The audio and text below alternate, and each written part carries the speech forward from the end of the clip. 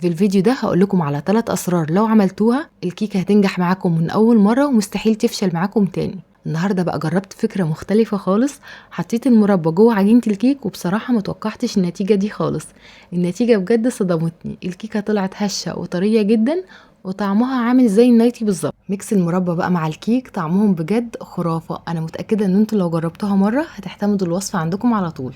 ما تنسوش بس قبل ما نبدا لايك كتير للفيديو ويلا بينا نشوف المكونات. اول حاجه بجهز طبق عميق وبحط فيه 3 بيضات بحراره الغرفه. نطلع البيض قبلها من التلاجة بحوالي ربع ساعه كده ونسيبه لحد ما ياخد حراره الجو. ونقدر كمان في الوصفه دي نقلل عدد البيض ونستخدم بيضتين 2 بس. هنزود بقى على البيض رشه ملح صغيره كده عشان تظبط معانا الطعم، وهزود كمان ظرف فانيليا بنكهه البرتقال.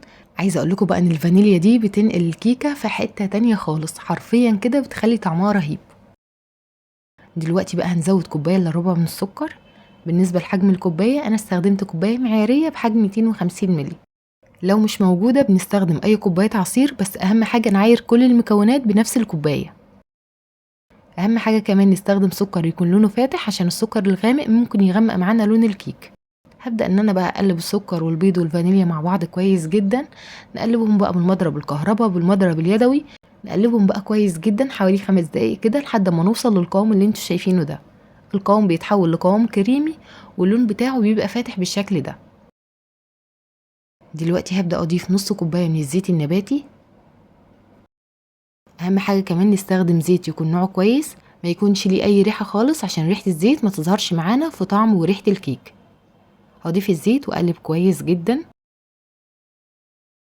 واول بقى ما المكونات تختلط مع بعض هضيف الحليب. معايا هنا كوبايه الا ربع من الحليب الدافي. اهم حاجه نستخدم حليب دافي، الحليب الدافي يا جماعه بيخلي الكيك بتاعنا طري وهش جدا. نضيف الحليب ونقلب بقى كويس جدا عشان لو في اي سكر مترسب معانا تحت ما دابش في الاول مع البيض بيدوب في الوقت ده. دلوقتي بقى بوقف تقليب واضيف المكونات الجافه. هنحتاج لكوبايتين من الدقيق. الدقيق لازم نخله كويس جدا مره او مرتين قبل الاستخدام. طبعا مش هنضيف كل كميه دقيق مره واحده، بنضيف حوالي نص الكميه. وبضيف عليهم معلقه كبيره من البيكنج باودر وزنها 16 جرام، او ظرف بيكنج باودر كامل وزنه 16 جرام. وهبدا ان انا اقلب كل المكونات دي مع بعض كويس جدا. لازم بقى واحنا بنقلب كده نقلب في اتجاه واحد بالشكل اللي انتوا شايفينه ده عشان ما نخرجش الهواء اللي بيدخل جوه عجينه الكيك. نحاول كمان ما نقلبش كتير وما نقلبش زياده عن اللازم، يعني يا دوب بس اول ما المكونات تختلط مع بعض وكل الدقيق اللي قدامنا ده يختفي بنبدا نضيف كميه الدقيق الباقيه.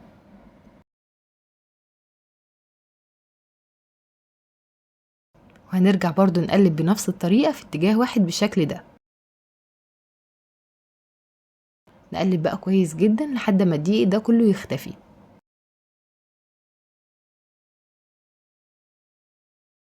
بمجرد بقى ما المكونات تختلط مع بعض وكل الدقيق اللي قدامنا ده يختفي بنوقف تقليب خالص. ما نبالغش كمان في التقليب، يا دوب بس اول ما الدقيق يختفي نوقف تقليب عشان ما نخرجش الهواء اللي دخل جوه عجينه الكيك. دلوقتي بقى بنضيف مكون صغير جدا هيفرق معاكم جدا في قوام الكيك، بيخلي الكيك بتاعنا هش اكتر وكمان بيخلي لونه فاتح جدا من جوه. بنضيف كده معلقه كبيره من عصير الليمون او عصير ليمونه. هضيف عصير الليمون واقلب كويس جدا، وده كده هيكون قوام الكيك. القوام بتاعه يكون متوسط، مش تقيل قوي ولا خفيف. القوام كمان بيتكلم عن نفسه زي ما انتوا شايفين معايا كده. باخد بقى الاسباتيولا وببدا ان انا اقلب الخليط من تحت لفوق عشان اتاكد ان مفيش اي دقيق مترسب معايا تحت.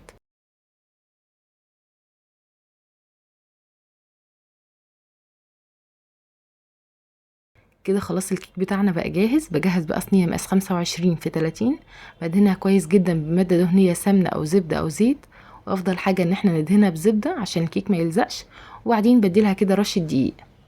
بعد كده ببدا ان انا اصب خليط الكيك في الصينيه. بعد كده بخبط الصينيه قدامي خبطتين 3 عشان لو فيها اي فقاعات هوا تخرج منها. دلوقتي بقى معايا هنا معلقتين كبار من المربى، اي نوع مربى، مربى مشمش، مربى فراوله، مربى تين، اي حاجه متوفره عندكم هتنفع. ببدا ان انا اوزع المربى على وش الكيك بالشكل ده. بحط كده حوالي نص معلقة صغيرة وبوزعها على وش الكيك زي ما انتوا شايفين معايا كده. طبعا خطوة اضافة المربى دي اختيارية، لو مش حابين تقدروا تستغنوا عنها خالص، بس بصراحة اضافة المربى مع عجينة الكيك يا جماعة بتدي لها طعم حلو جدا. يعني لو جربتوا الكيك بالمربى مش هتعملوها بعد كده الا بالطريقة دي. وبعد ما بخلص باخدها على طول عشان اسويها. هندخل الكيك فرن سابق التسخين على درجة حرارة 180. نشغل الفرن قبلها عشان يسخن كده بحوالي 10 دقايق او ربع ساعة، وبعدين بنحط الكيك في الرف الوسطاني. الفرن هيكون شغال من تحت بس، وما بنفتحش على الكيك خالص وقت التسوية. وبعد ما بيعدي بقى 35 دقيقة من وقت الخبز نقدر نفتح عليها باب الفرن ونختبرها بعود خشبي. لو طلع معانا نضيف يبقى كده خلاص الكيك بتاعنا استوى وزي الفل. هتاخد معانا من 40 ل 45 دقيقة وبنلاقيها استوت. التسوية طبعا بتبقى على حسب حرارة كل فرن. في الاخر خالص لو احتاجت ان احنا نولع عليها الشواية، فبنولع عليها الشواية على نار هادية جدا لمدة دقيقة او دقيقتين عشان تاخد لون ذهبي من فوق. ده كده شكل الكيك بعد ما طلعتها من الفرن. هي اخدت معايا بالظبط 45 دقيقة واستوت. شايفين شكلها عامل ازاي؟ الكيكة ما شاء الله هشة وطرية جدا ولونها فاتح من جوه، وميكس الكيك بقى مع المربى بجد طعمه رهيب. شايفين قد ايه طرية؟ بضغط عليها بترجع تاني زي ما هي. اهم حاجة بس ما نفتحش عليها باب الفرن خالص وقت التسوية عشان الكيك ما يهبطش. لو مشيتوا بقى على نفس الخطوات والمكونات دي بالظبط يا جماعة الكيك هتطلع معاكم هشة وخفيفة وطعمها يجنن. عايزة اقول لكم ان اضافة الليمون هيفرق معاكم جدا في قوام وهشاشة الكيك. كمان اضافة الليمون في عجينة الكيك طعمه طبعا ما بيظهرش خالص، بس بيخلي الكيك بتاعنا لونه فاتح جدا من جوه، وكمان بيساعد ان الكيك ما يهبطش. تاني حاجة اضافة الفانيليا بنكهة البرتقال بتنقل الكيكة في حتة تانية خالص، بتدي لها ريحة ونكهة حلوين جدا. شايفين بقى شكل المربى من تحت عامل ازاي؟ طبيعي ان المربى تهبط كده في القاع لان المربى كثافتها بتبقى اتقل شوية من كثافة الكيك. بالنسبة لحجم الكوباية اللي انا استخدمت كوباية معيارية بحجم 250 ملي.